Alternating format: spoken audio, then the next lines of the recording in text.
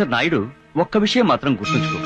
అఆల్ రానివాడు కూడా మంత్రి అయిపోయి ఐఏఎస్లను ఐపీఎస్లను శాసిస్తున్నాడంటే ఆ తప్పు వాడిని ఎమ్మెల్యే చేసిన ప్రజలది కాదయ్యా. అసలు వ్యవస్థలోనే లోపాలున్నప్పుడు కేవలం ప్రజల మీద కోపం తెచ్చుకోవడం న్యాయం కాదు. ప్రజలు అమాయకులయ్యా.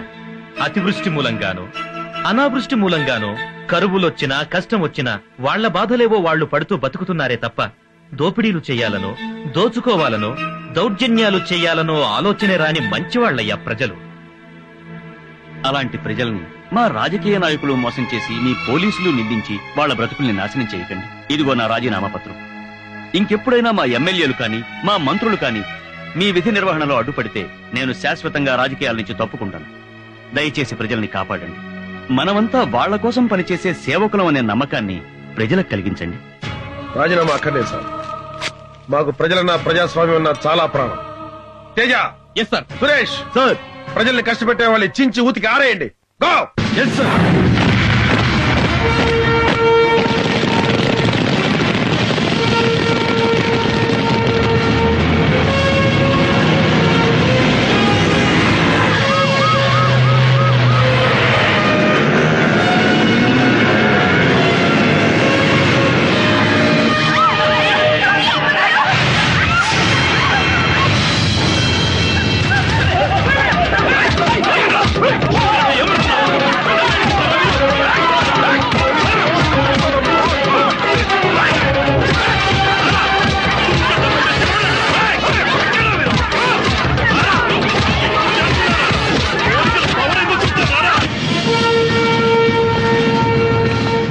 ఎవ్వని కమ్మినా పైసలే పైసలు రా.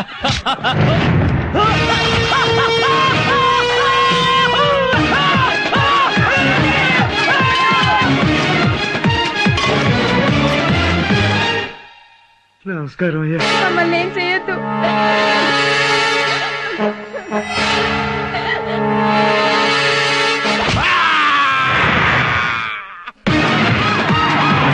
మర్యాదగా నీ పళ్ళాన్ని పంపించావా సరే, లేకపోతే నిన్ను చంపి నీ పళ్ళాన్ని రేపు చేస్తా.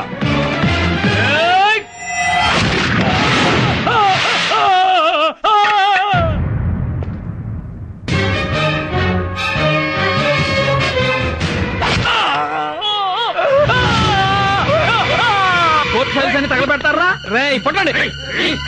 జడ్జి గారి మీద చేస్తావరా రే? నేను నీకేసే శిక్షదేరా.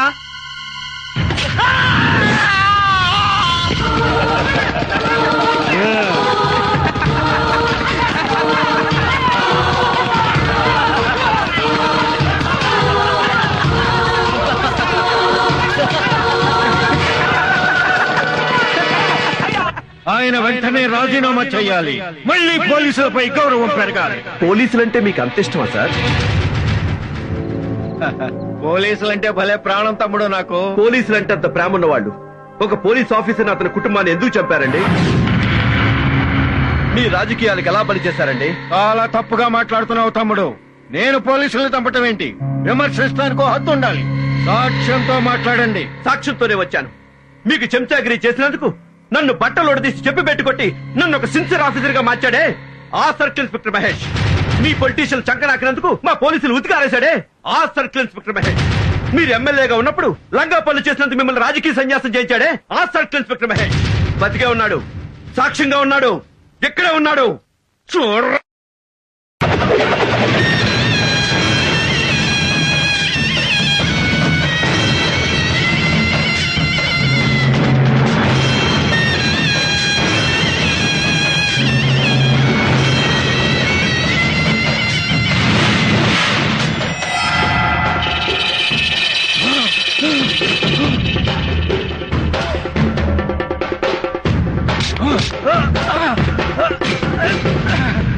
నీ చేతులు నరికింది ఎమ్మెల్యే భగవంతుడు.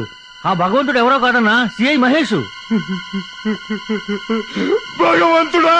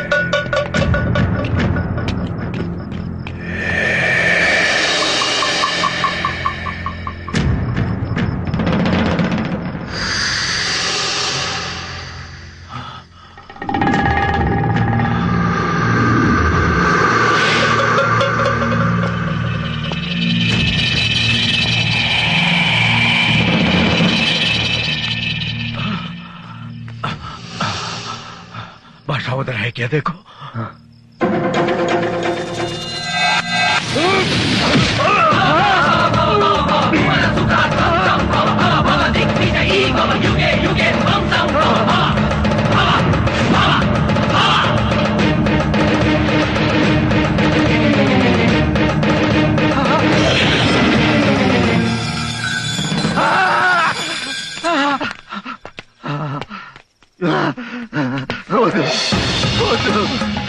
నన్ను చంపొద్దు, నన్ను చంపొద్దు, నీకు నన్ను పట్ట వద్దు, నన్ను చంపొద్దు, నన్ను చంపొద్దు, నీ కాళ్ళు పట్టుకుంటే నన్ను చంపొద్దు.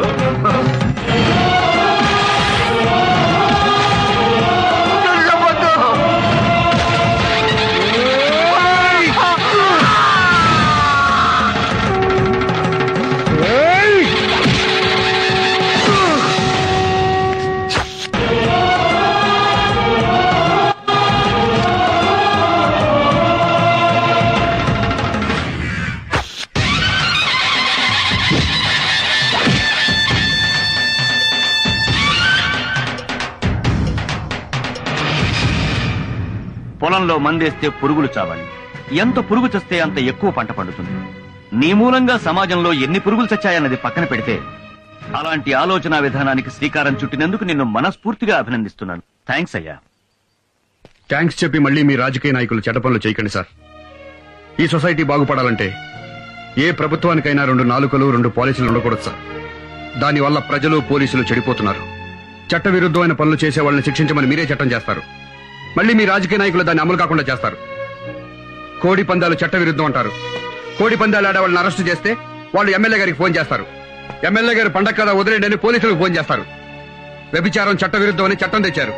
లాడ్జి మీద రైడ్ చేసి వ్యభిచారం చేస్తున్న వాళ్ళని అరెస్ట్ చేస్తే ఆ లాడ్జి మా పార్టీ వాళ్ళది కాదు, ఇదంతా ప్రతిపక్షాల కుట్రని కొట్టిపారేస్తారు. అసలు మీరు చట్టం చేయడం ఎందుకు, పోలీసుల్ని ఫుట్బాల్ ఆడడం ఎందుకు? అలాంటప్పుడు చట్టాలు ఎత్తేయండి సార్. హాయిగా కోడి పందాల దగ్గరికి వెళ్ళి మేము కూడా ఎంజాయ్ చేస్తాం. వ్యభిచారం చేసేటప్పుడు గొడవలు జరగకుండా లాడ్జికెళ్లి బ్రోకర్లు అక్కడే పడుంటాం. పోలీసులు అయితే మీ రాజకీయ నాయకులు కుక్కల కంటే హీనంగా తయారు చేస్తున్నారు. ఎవరు అధికారంలో ఉంటే వాళ్ళకు అనుకూలంగా పనులు చేయించుకుంటున్నారు, తప్పుడు కేసులు పెట్టిస్తున్నారు. ఫలానా పోలీసు ప్రతిపక్షంలో ఉన్నప్పుడు మన మాట వినలేదని అధికారంలోకి రాగానే ఆ పోలీసులు ట్రాన్స్ఫర్ పేరిట ఎక్కడికెక్కడికో విసిరి పారేస్తున్నారు. పాలసీ పేరుతో లూప్ లైన్ లో పడేస్తున్నారు.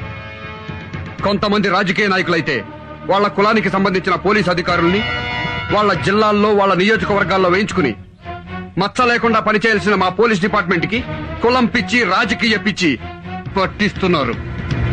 ఇది ఇలాగే జరిగితే పలుకుబడి ఉన్నవాడు రాష్ట్రాన్ని చిల్లరకొట్టుగా మార్చి సిగరెట్లు పాన్ పరాగులు కొనుక్కున్నట్టుగా మమ్మల్ని కొనుక్కుంటారు సార్. సార్, దయచేసి రాజకీయాల్ని ప్రజాసేవకు మాత్రమే ఉపయోగించండి సార్. సార్, పోలీసులు ఒక్కరోజు డ్యూటీలో లేకపోతేనే సాక్షాత్తు ముఖ్యమంత్రి మన పోలీసుల దగ్గరికి పరిగెత్తుకుంటూ వచ్చారు. అంత విలువైందండి మన పోలీస్ డిపార్ట్మెంట్. మనం మాత్రం ఫలానా స్టేషన్ కి ఫలానా ఎస్ఐని అయ్యిందని చెప్పి ఎమ్మెల్యే కాళ్ళు పట్టుకుంటాం. రాజకీయ నాయకులకు సేవ చేయటం మానేసి ప్రజలకు సేవ చేయండి సార్. చూడండి, ఎమ్మెల్యే కంటే మంత్రి గొప్పవాడు, మంత్రి కంటే ముఖ్యమంత్రి గొప్పవాడు, ముఖ్యమంత్రి కంటే ప్రధాని కంటే రాష్ట్రపతి గొప్పవాడు, ఆ రాష్ట్రపతి కంటే గొప్పవాళ్ళు ప్రజలు. మీరు ఎంత గొప్పగా బతికితే ప్రజాస్వామ్యానికి అంత గొప్ప భవిష్యత్తు ఉంటుంది. సార్, నేనెన్నో మంచి పనులు చేశానని పొగిడారు. పొగడ్తలు కాకుండా నాకు బహుమతిస్తారా? మా అందరి భవిష్యత్తు గురించి ఆలోచించిన వాడివి, నీకు బహుమతేంటయ్యా? ఏదైనా ఇవ్వచ్చు, అడుగు. ఎమ్మెల్యేగా రాజీనామా చేస్తాను. మళ్ళీ నాకు సర్కిల్ ఇన్స్పెక్టర్ గా ఉద్యోగం ఇప్పించండి సార్. కాకి బట్టలు వదిలేసి కద్దరు బట్టలు వేసుకోవడానికి ఎంత బాధపడ్డానో, ఎమ్మెల్యే అయి వెధవ పనులు చేయడానికి మనసులో ఎంత కుళ్ళి ఏడ్చానో నాకే తెలుసు. ఎమ్మెల్యే టికెట్ సంపాదించడానికి నా ఆత్మగౌరవాన్ని చంపుకుని ఓ నాయకుడి కాళ్ళ దగ్గర కుక్కల పడున్నాను. గెలవడానికి డబ్బు కోసం నా ఆత్మాభిమానాన్ని తాకట్టు పెట్టి ఓ సంబంధం లేని ఆడదాన్ని కాళ్ళు పట్టుకున్నాను. ఎలాగైనా గెలిచి తీరాలన్న కసితో ప్రాణానికి తెగించి ఒళ్లంతా తుట్లుగా పడిపించుకున్నాను. చివరికి ఎమ్మెల్యేగా గెలిచాను. గెలిచాక నేను చేసిన పనులన్నీ మీకు మంచి పనులుగా కనిపించకపోవచ్చు సార్. ఓ ఆడది బట్టలోడు తీసుకుని క్యాబరే చేస్తుంటే కళ్ళప్పగించి చూసే క్యారెక్టర్ కాదు సార్ నాది. కానీ నేను అలా చేస్తేనైనా ఇలాంటి సిన్సియర్ ఆఫీసర్లు రియాక్ట్ అవ్వకపోతారన్న చిన్న ఆశ. ఈయన రియాక్ట్ అయ్యారు, నేను సక్సెస్ అయ్యాను. సార్, నేను దేవుళ్ళని నమ్మే మన పోలీసుల్ని ఈ ప్రజలతో కొట్టించాను. దానికి నా మనసులో ఎన్ని వేల సార్లు క్షమాపణలు చెప్పుకున్నానో నాకు తెలుసు సార్. అలా చేస్తేనే ఈ జనం మీద మీకు కోపం వస్తుందనుకున్నాను, వచ్చింది. మీరు రాజీనామాలు చేశారు. పోలీసు ఎంత గొప్పవాడో, పోలీసు సమాజానికి ఎంత అవసరమో, పోలీసు లేని సొసైటీ ఎలా ఉంటుందో అప్పుడు తెలిసొచ్చింది జనానికి, రాజకీయ నాయకులకి. ప్రత్యక్ష నరకం చూశారు. ఇవన్నీ తప్పులు కాదు సార్. శిక్షలు వేస్తూనే జనానికి, పోలీసులకి వాళ్ళ బాధ్యత గుర్తు చేశాను.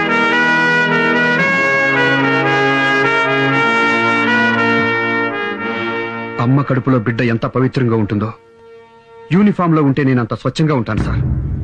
సిన్సియర్గా డ్యూటీ చేస్తాను సార్. నా ఉద్యోగం నాకు ఇప్పించండి సార్.